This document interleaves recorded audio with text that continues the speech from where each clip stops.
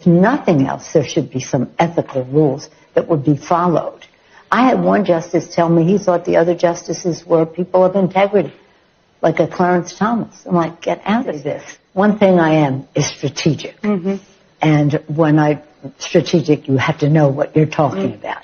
I have no idea what goes on in their caucus, but I do know one thing. In January of 2025, Hakeem Jeffries will be Speaker. Is that when we had this vote, was it a week ago, it lost the vote to censure Adam Schiff. Mm-hmm.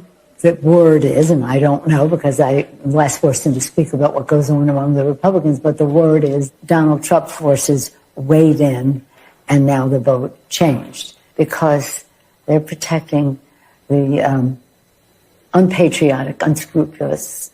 Being here, Director Chopra, I want to dive right in. As you know, FSOC SIFI designation is a serious authority that carries with it significant regulatory supervisory burdens.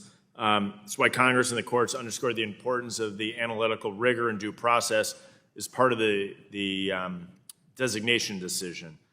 In your statement accompanying the announcement that FSOC would change its approach to SIFI designation, you wrote the following, quote, in 2019, FSOC effectively repealed the ability to designate systemically important non-bank financial institutions by adding an array of dubious process strictures.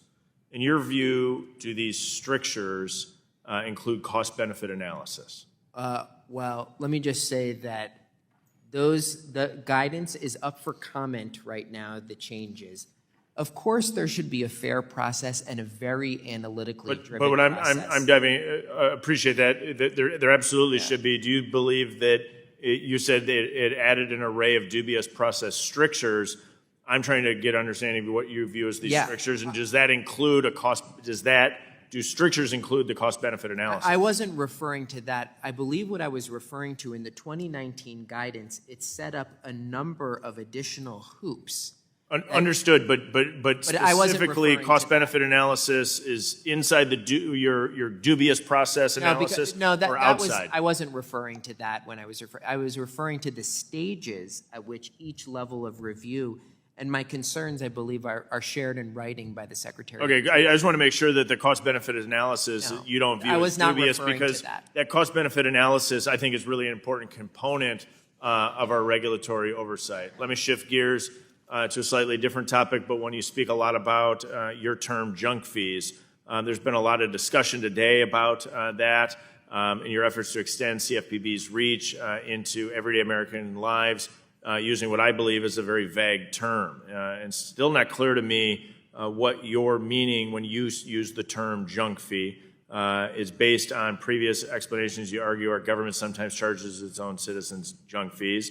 And I'm sometimes concerned here that the CFPB's proposed restrictions on credit card late fees, whether or not that is your term of a junk fee.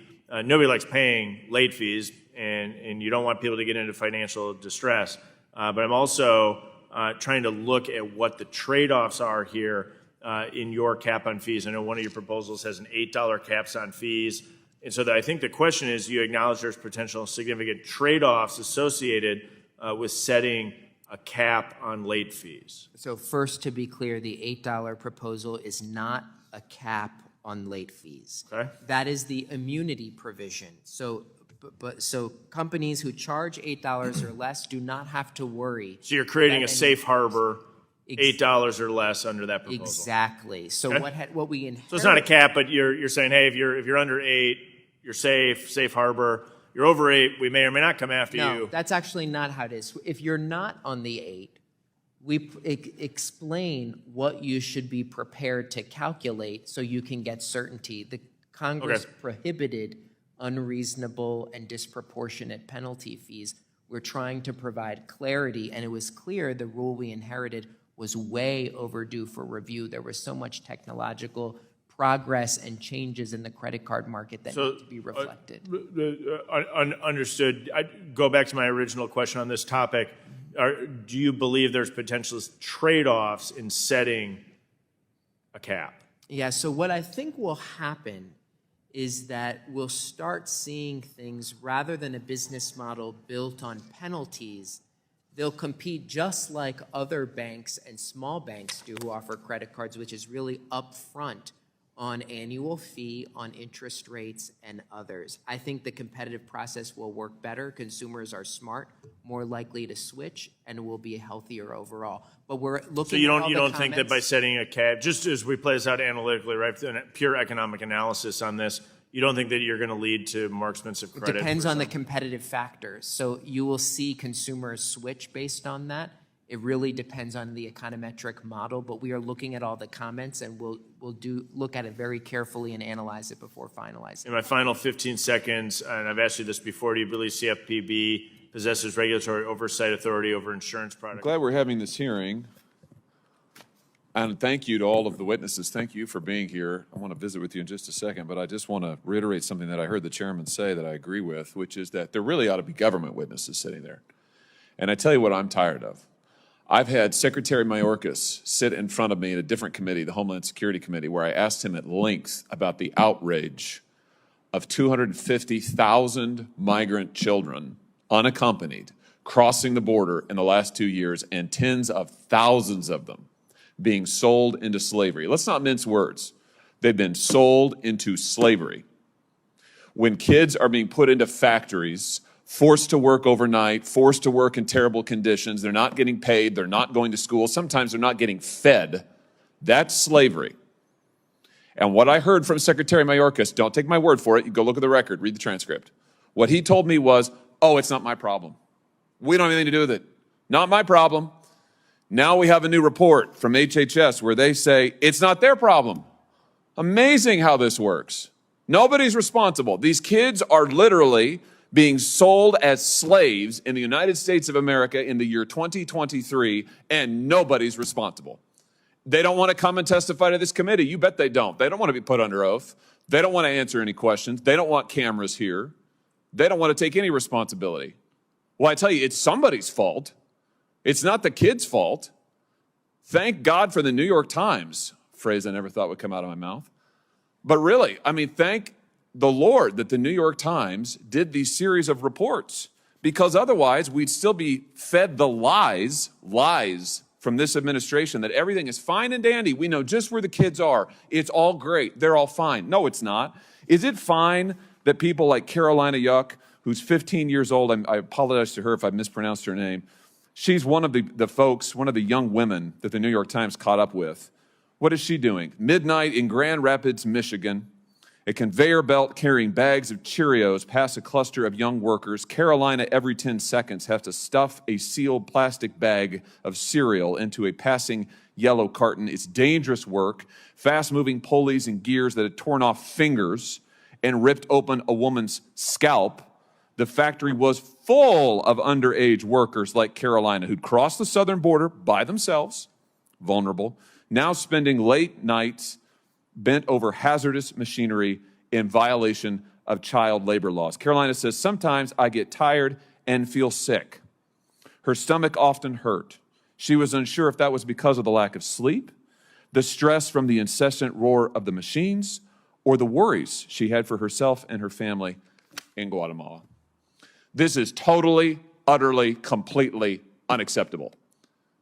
And I am sick unto death of this administration coming before this Congress and saying, it's not our fault, we have nothing to do with it, we don't know where they are, the kids are fine, somebody will do it, somebody will get around to it. Ridiculous. Well, let's look at some of the things that we've learned about what's going on over at HHS that Secretary Becerra is doing. Here's some quotes from employees at HHS. At least 5 Health and Human Services staff members said that they were pushed out after raising concerns about child safety. This is all from the New York Times, by the way. Mr. Becerra told the Office of Refugee Resettlement Director that if she could not increase the number of discharges of children, he'd find somebody who would. Next, 20% of kids have to be released every week or you get dinged. It's a conveyor belt of children being forced through the system. And what's the priority of HHS? Just get them out as fast as we can. They go to factories. They go to slave labor. I've written to the FBI and asked the FBI, where are the 80,000 plus children this administration's lost? They don't know. I've said it's your responsibility to go get them. It's a direct violation of child labor laws. They're not doing anything. Nobody's doing anything. It's outrageous.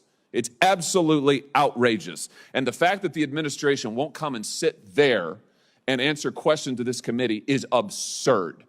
And it is nothing more than cowardice. They don't want to answer questions. They don't want to be responsible. They don't want to take responsibility for this. So let the record reflect that this administration has let tens of thousands of children be sold into slavery, and they are doing nothing about it. And I hope, Mr. Chairman, I'm glad you said that we would be holding additional hearings. We need to have additional hearings. There need to be administration witnesses there, and we need to figure out what in the world is going on and who's to be held accountable for this. Because I tell you what's not an acceptable answer. It's not acceptable to say, it's not my problem. We wish the kids the best. The kids are in danger. The kids are in slavery. The kids are being exploited, and it should not happen in the